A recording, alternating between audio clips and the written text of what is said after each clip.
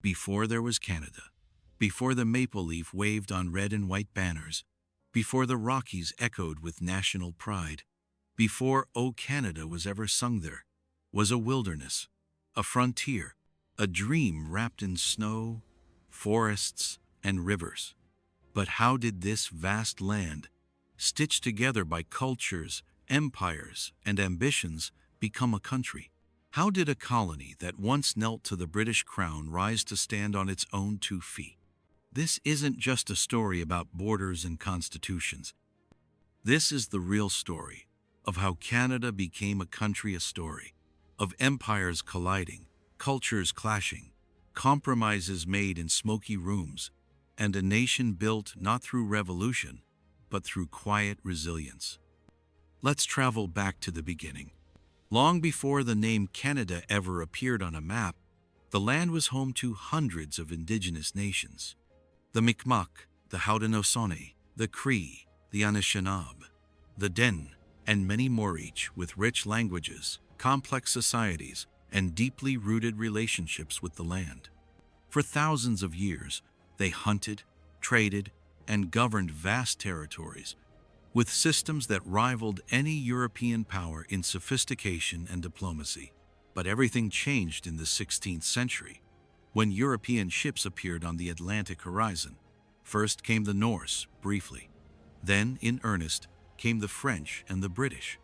The French, under Jacques Cartier, explored the St. Louis rollers, Lawrence River in the 1530s, laying claim to what they called New France. In time, the French built settlements like Quebec and Montreal, forging alliances and sometimes rivalries with indigenous nations. By the early 1600s, Samuel de Champlain had established Quebec as the heart of New France. Catholic missionaries, fur traders, and explorers fanned out across the interior, forming a vast trade network fueled by beaver pelts and diplomacy with indigenous allies. Meanwhile, British colonies grew in the South, especially in what is now the United States.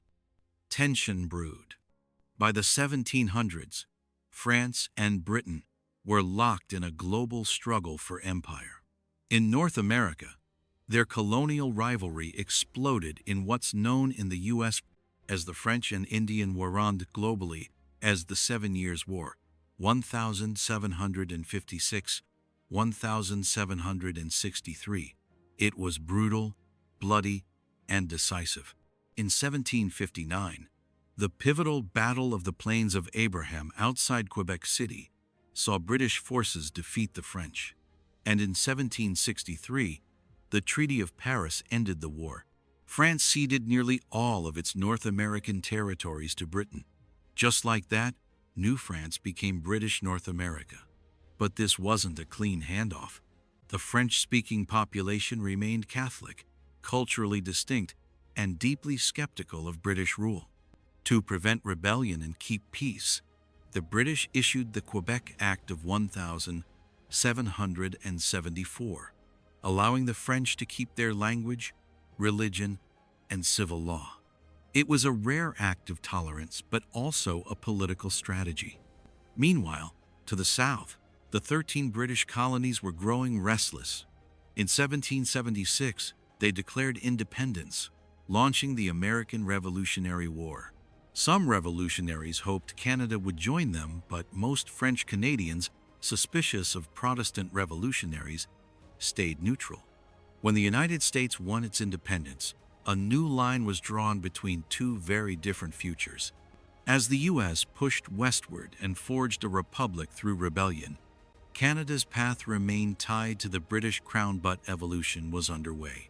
After the American Revolution, tens of thousands of Loyalist colonists who had remained faithful to the British Crown fled north to British North America. They settled in what would become Ontario and the Maritime Provinces, bringing with them new communities, English language, and political demands.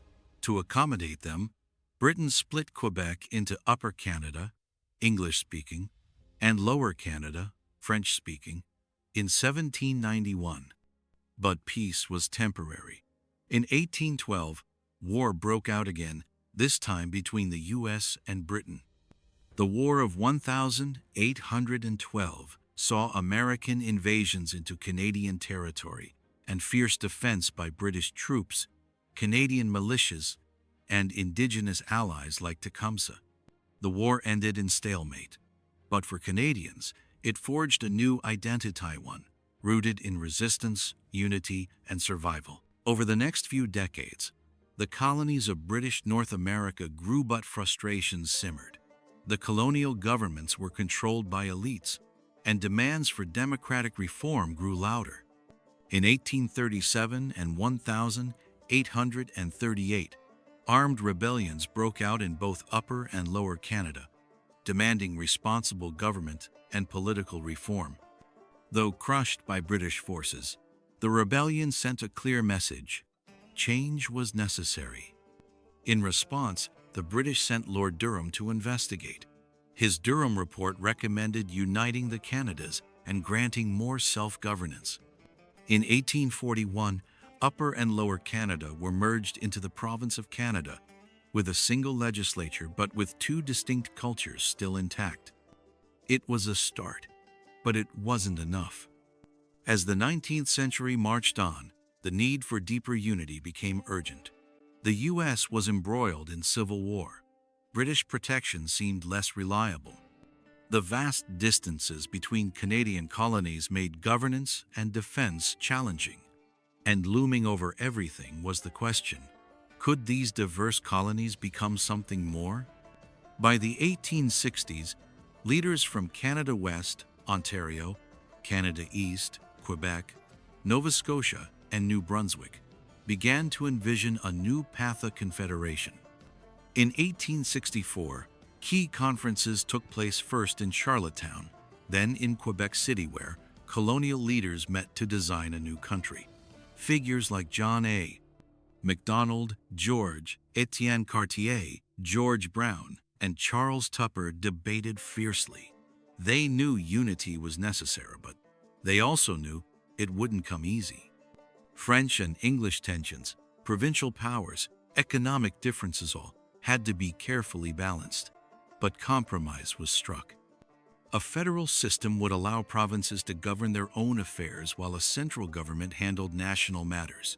It was a delicate dance of power, but it worked. On the 1st of July, 1867, the British North America Act came into effect, creating the Dominion of Canada. It united 4 provinces: Ontario, Quebec, Nova Scotia, and New Brunswick into one confederation, with its capital in Ottawa. John A. Macdonald became the first Prime Minister. Canada was born. But Canada wasn't fully independent, not yet. It still depended on Britain for foreign policy and constitutional amendments. Still, the foundations were laid. In the years that followed, Canada expanded rapidly. Manitoba joined in 1870, British Columbia in 1871, Prince Edward Island in 1873. The Transcontinental Railroad was built to tie east to west. The Northwest Territories and eventually Alberta and Saskatchewan followed. But this expansion came at a cost. Treaties with Indigenous nations were signed, many under pressure or deception, paving the way for Western settlement. Residential schools, displacement, and systemic oppression followed. While Canada grew, the rights of Indigenous peoples were increasingly stripped away. Meanwhile, Canada sought greater control over its own affairs. In 1931, the Statute of Westminster granted Canada legislative independence. And in 1982, the Canada Act, passed by British Parliament and signed by Queen Elizabeth II and Prime Minister Pierre Trudeau, gave Canada full constitutional sovereignty. The Constitution was patriated. Canada could now amend its own laws, fully independent. So how did Canada become a country? Not through revolution, not through bloodshed, but through negotiation, vision, and the gradual assertion of sovereignty. It was a nation built on compromise between French and English, Indigenous and settler, East and West. It's a story of empire, resistance, cooperation, and the slow, steady march toward identity. Today, Canada stands as a multicultural democracy, a member of the Commonwealth, and one of the largest countries on earth by land. Its path was not perfect. It was filled with conflict, injustice, triumph, and learning. But its formation offers a rare example in world history, a country born not in rebellion, but in resilience. If this story moved you, inspired you, or taught you something new, don't forget to like, share, and subscribe for more untold stories from the past that still shape our world today.